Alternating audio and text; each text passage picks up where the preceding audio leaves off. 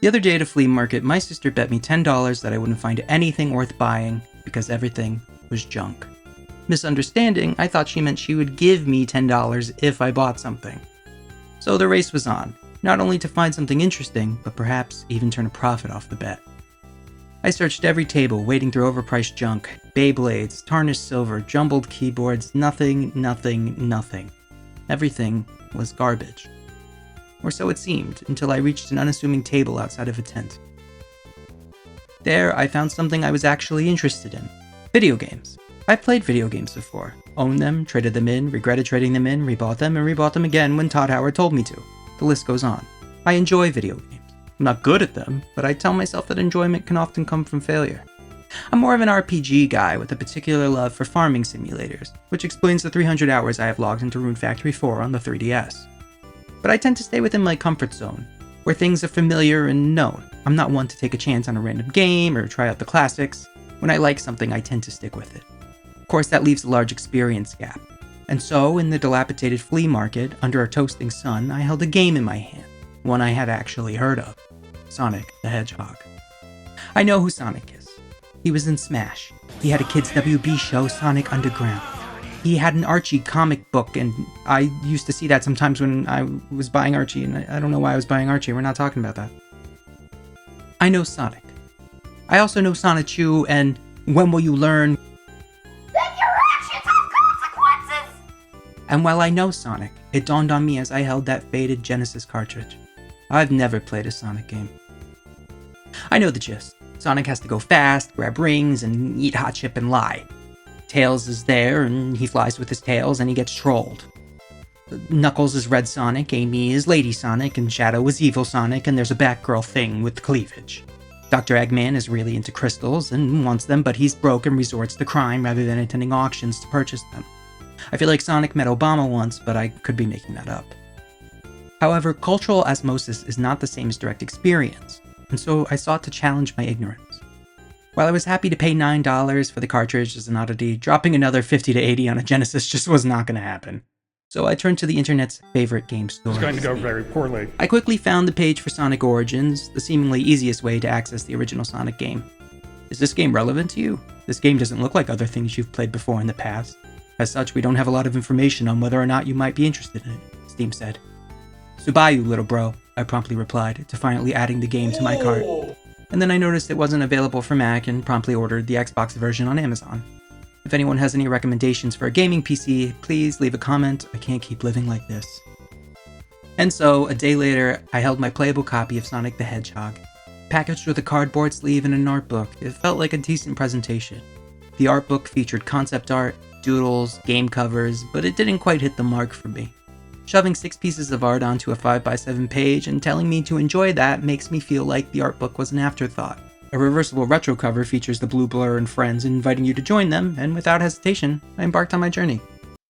Sega! Loading in, I was greeted by what I can only describe as Sonic anime. Given that this is a collection of games celebrating the legacy of an icon and not the original game purely as is, this was kind of nice.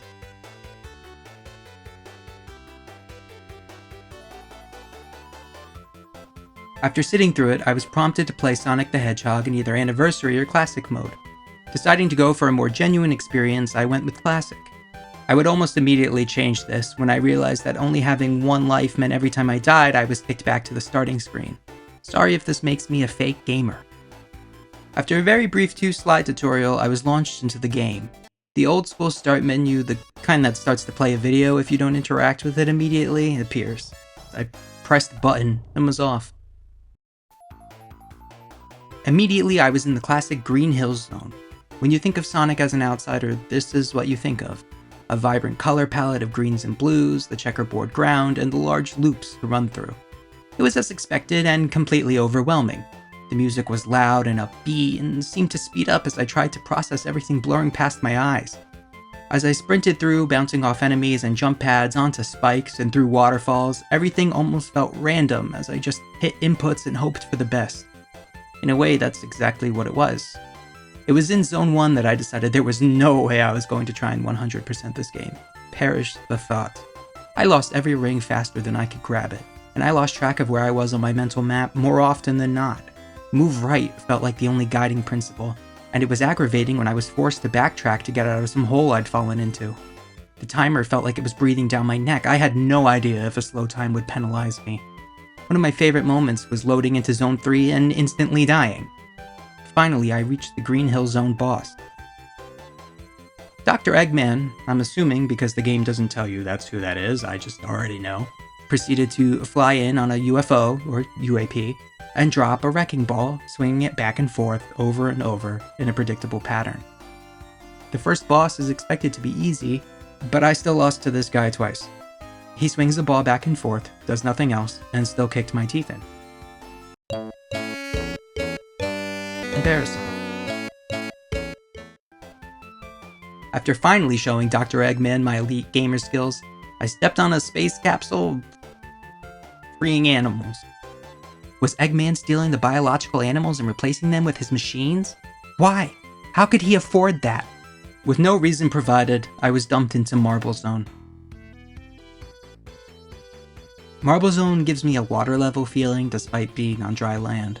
The ancient pillars and structures remind me more of Atlantis or a fish tank trying to look like Atlantis.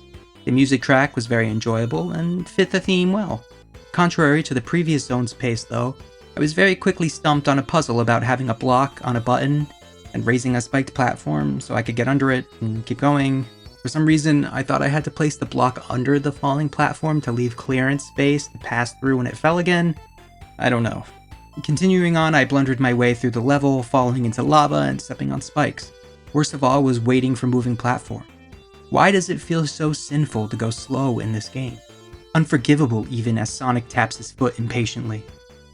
Marble Zone Act 2 was hellish and I constantly failed.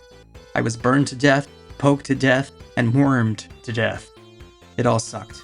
My one great run ended when, after riding a block across a lava lake to a secret room, I couldn't figure out where to go next. There was no checkpoint, and when I died, I was back at the beginning. It was devastating, and I was only on the second zone. Would I even be able to finish this game? After a million more runs, the lava plume I needed to ascend finally showed up, and I was finally able to finish the level. Relieved to be free of Marble Zone Act 2, I went to stop the recording, only to find that I wasn't recording. I had finally beaten the level, and I wasn't recording. I really hate you, Marble Zone Act 2. Act 3 wasn't much better, though I was grateful for the checkpoints. Lava, spikes, riding on lava, riding on spikes. The spikes I found almost disappointing. In other games, a spike trap would have a tell, a way for the player who pays attention to know the trap is there without advanced knowledge. Sonic isn't like that. There's no way to know the trap is there unless you've seen it, or you just have it memorized. In a game that's about going fast, it feels counterintuitive. I found the only way I was ever really able to succeed was when I memorized, and I could only memorize when I died a lot. I found myself engraving the second half of Act 3 into my mind, where the spikes were, how many bats were where, relegating myself to jumping over the caterpillar thing because I couldn't figure out how to kill it without hurting myself, and even when I did kill it, the pieces of it hurt me because it is evil. The first time I fell from the upper level back down to the lava pit felt like a gut punch. As I got desensitized to the feeling of failure, it just made me feel agitated. Overcoming difficulty is an important factor in success, and easy success often feels underwhelming without struggle. Anyone who's played Elden Ring can tell you that it's not about how often you get knocked down, it's about what you do when you get back up. As I finished Act 3, I thought a lot about my time with Elden Ring. It made me wish I was playing Elden Ring. It would be a lot less embarrassing to die so much. Finally, I entered the boss fight, died immediately because I ran face first into the lava pit in the middle of the stage. I got him the next time though, don't worry. Freeing another bunch of animals, I left, wordless.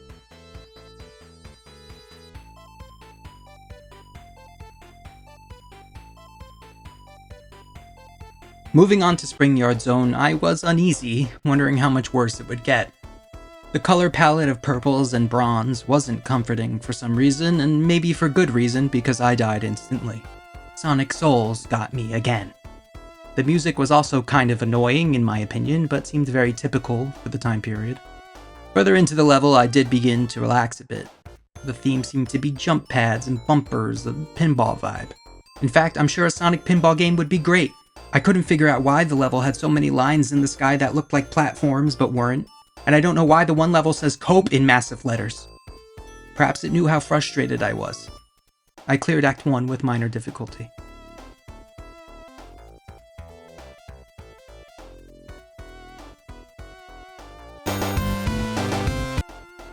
Act 3 was harder, the moving spiked balls being my greatest opponents. However, the trials of the Marble Zone had really reset my tolerance, so I didn't mind dying a few times here or there. When it came time for the boss fight, I tried twice to bring an invincibility buff into the fight, but I found that while it was good for clocking in a few early hits, I couldn't tell when the buff was going to end, and I would just die, like, right after it ended. Fighting Eggman without a buff was easy anyway. Stand on the block, wait for him to hover over with the spike, move out of the way, jump on him, repeat. It was extremely easy to control which part of the arena was removed, making it a simple KO when I stopped worrying about cheesing and just locked in. After freeing the animals, I was done with Spring Yard, and I was worried that I was going to miss it. It wasn't so easy that I had to tilt the joystick left and that was it, but it wasn't so hard that I questioned why I was bothering. It was a solid set of 3 enjoyable levels, and I hoped the future levels would be the same. Up next was Labyrinth Zone, with its ancient-feeling carved stone, pink and blue crystals, and mystical green water. It definitely has a vibe, though the music was not my favorite. I did my best to adjust, realizing that Sonic can't swim, only sink, and that he moves much slower underwater. The new robot enemies had drill noses that appeared from the earth, and I appreciated that you could see the nose as they hid, giving a heads up. Surely this boded well. It did not, as I learned the first time Sonic drowned. Not only could Sonic drown, I had no way of knowing when he was about to drown, beyond a 5-second warning. The Hedgehog could die at any time, and the only way to avoid this was by getting air bubbles, and they only spawned sometimes. The placement of the air bubbles was so poor that they would clip with the walls, leaving me breathless. I scraped and clawed my way through Act 1, ever diligent about not making Sonic a drowned rat. Act 2 was incredibly annoying towards the end as I raced to use my invincibility to cover most of the distance between the last checkpoint and the end of the level. Even though the Orbonaut gave me a run for my money, the biggest enemy remained Sonic's lungs. Act 3 began with a lot of fun as I watched Sonic fall down water slides indefinitely. It was easily the funniest moment so far, and I was surprised by how stupidly whimsical it is. After having my fun, I got on with the level. I absolutely hated this level for the boss fight alone. Having to ascend against rising water while all types of things shoot, poke, and prod at me is a miserable experience. This made me hate a lot of things about Sonic. How floaty he is still moving after input, the fact that I had to climb a long way up to the boss fight, the fact that since I kept dying, I had no rings and would only ever be able to take one hit, the fact that Sonic jumps 50 feet away after being touched. And of course, the fact that it isn't even really a boss fight, and Eggman just runs away at the end. I felt scammed. I felt baited. I felt jabaited. Any and all goodwill I had towards this zone had died, as had my hope of ever being decent at platformers. I wasn't even recording when I made the winning run, just to tie everything together.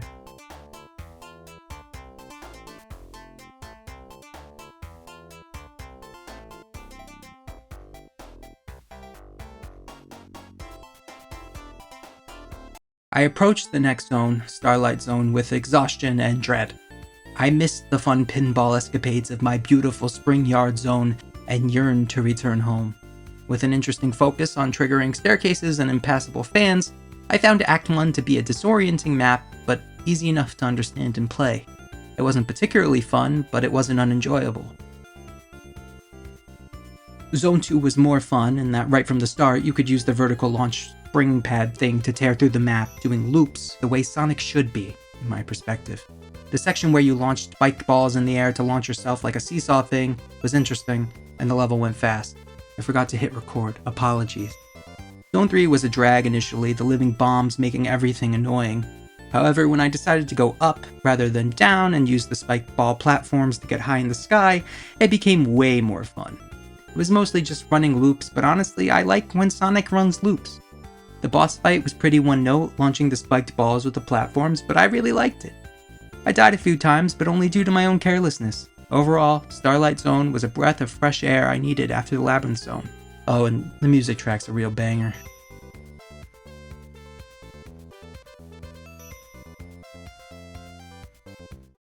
Onward to Scrap Brain Zone, which, between the name and the Blade Runner-esque background, I wasn't looking forward to.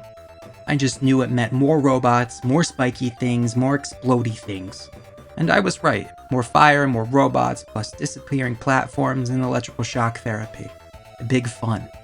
The highlight was when I got stuck in a pit with a button and 2 disappearing red platforms, and I just had to restart the level and go a different way because I couldn't figure it out. Fun. Act 2 was full of the same fun, including once again getting trapped in a pit with disappearing platforms and being unable to get out. Rather than resetting, I just decided to suffer and eventually crawled my way out. I then ran through the level completely fed up and just dying to get it over with.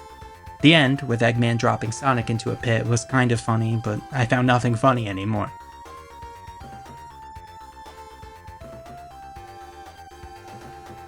Act 3 seems to be Labyrinth Zone except silver instead of gold, and that made my skin crawl. As I began the level, it didn't take long for the purple water to appear, and my fears were confirmed. This was going to completely suck. I was once again reunited with my favorite hobby, drowning while an air bubble is a millimeter from Sonic's face. So many attempts during these runs came down to, God, I hope this actually spawns an air bubble this time. Conquering the water, worse for wear, I arrived at the final zone. The final zone continues the factory-like appearance with shrill, fatalistic music. I stepped forward only to find that just Eggman and I were left. He slammed his pistons down over and over, dispersing electrical charges. After a few attempts, Eggman took his lumps and escaped, and Sonic and the animals went back to vibe in the Green Hill Zone. Happy for them. The credits rolled and all was well. A feeling of accomplishment lightly washed over my face. I had gone from never playing a Sonic game to beating one in the course of a weekend. Pretty good. Until Eggman showed up at the end, tossing the Chaos Emeralds back and forth in his dirty hands, mocking me. It's one thing to be maidenless, I could hear him say, but emeraldless? Seething, I remembered what my beloved Spring Yard Zone had taught me, the sagely advice handed down to me from the developers at Sega. Cope, and cope I shall. Rating a game like this is tricky, because you have to decide if you're including cultural worth when examining it. For the sake of this, I will not be. The positives, a lot of the aesthetics, sprites, and color palettes are nice. Some of the music hits, and going at full speed and hitting a loop is fun. The drawbacks are just too much though. The Marble, Labyrinth, and Scrap Brain zones are total drudges. For fun, I'll rank my favorites in some categories. Stages by gameplay. We're not including the final zone or special stage here. Last is the dreaded Labyrinth Zone. This is the only zone where I genuinely considered quitting and scrapping any further talk about Sonic the Hedgehog. The terrible underwater sections, which drastically reduce movement speed and introduce drowning, make playing it a complete chore. The level design focuses on tight corridors, activating pathway switches so obviously placed they seem pointless, and dealing with rising and falling water levels. The need to find air bubbles to survive keeps the gameplay slow and tedious as you wait for large air bubbles to spawn from vents, making a stark contrast from what I imagine Sonic gameplay ought to be. This level's layouts are maze-like with less emphasis on open areas and more on close spaces, making it easy to get lost. The boss fight, chasing Eggman through a rising water section, is particularly annoying due to the limited visibility, pointed thrusting spears, and the constant threat of drowning. Fifth is Scrap Brain Zone. While the zone has very annoying electrical shocks, fiery pipes, disappearing platforms, the final nail in the coffin is the rehash of Labyrinth Zone 3. Scrap Brain Zone has a very heavy industrial theme with lots of nonsensical mechanical hazards and traps like conveyor belts and crushers, requiring precise timing and careful movement. The worst gimmick is the disappearing and rotating platforms, which force players to memorize and move quickly to avoid falling. The overuse of hazards killed any kind of desire for discovery, causing me to try and move as quickly through the level as possible. While the boss fight is a decent end to the game, everything leading up to it in this zone is a dud. Fourth is Marble Zone. Frustration over lava is the name of the game in this zone, and it's sad that 2 other zones are worse than this one. The fact that it's this difficult and only the second zone of the game is also alarming. Marble Zone features ancient ruins with lots of lava and platforming challenges, the main gimmick revolving around navigating crumbling platforms, pushing blocks to solve puzzles, and avoiding lava flows. Level design is slower paced, emphasizing precision platforming over speed with a focus on careful jumps and timing. The abundance of instant death hazards, like being crushed to death, adds to the annoyance. Green Hill Zone is third, being decent and kind of being the baseline of my perception of Sonic. It's solid, fast, bouncy, designed to entice. I don't think I found it as enticing as others might, but it's not a bad level. It's designed to showcase the game's core mechanics and artistic, colorful environments. The highlight feature is the abundance of loops, springs, slopes, a dead-set focus on momentum and speed.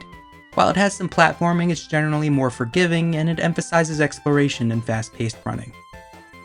Second is the homey Spring Yard Zone. It wasn't too easy, it wasn't too hard, and it was enjoyable. It makes me want to play pinball. The level design is bouncy and vertical, with lots of opportunities for Sonic to ricochet off bumpers and around the level.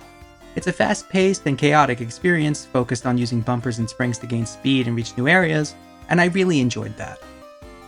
And in first place is Starlight Zone, which I feel is a more calm reflection of Green Hill Zone.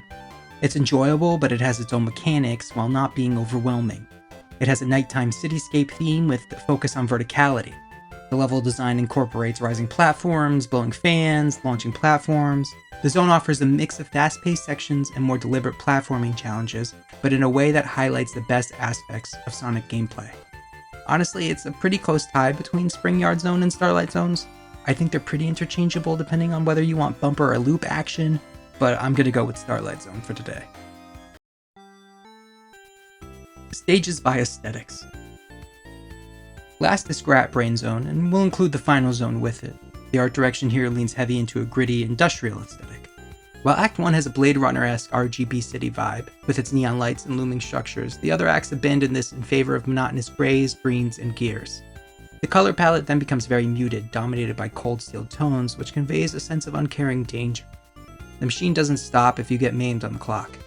While it does its job, it's not very visually pleasing, and I'm not a big fan of industrial levels in general. Sixth is the Special Stage, which has a very abstract and chaotic visual style. The color palette is vibrant, but the swirling cortex of colors and patterns can be nauseating. The repeating bird background adds to the surreal and somewhat nonsensical atmosphere, I guess, but overall the design feels very busy and lacks a clear focus, giving it a haphazard vibe. It looks very graphic. Design is my passion. Fifth is Spring Yard Zone. This level has a somewhat odd, cobbled together look. While the gameplay is big fun, the visual design does not hit. The color palette is dominated by purples and bronze, which, while distinctive, doesn't create a cohesive feel. It looks like it was made by somebody who just discovered how to smelt and age copper in Minecraft. Fourth is Labyrinth Zone. This zone features a blend of ancient ruins and submerged environments. The color palette is more varied, with carved stones, pink and green crystals, green water. The level has a mysterious and somewhat eerie feel with its enclosed spaces and constant threat of drowning.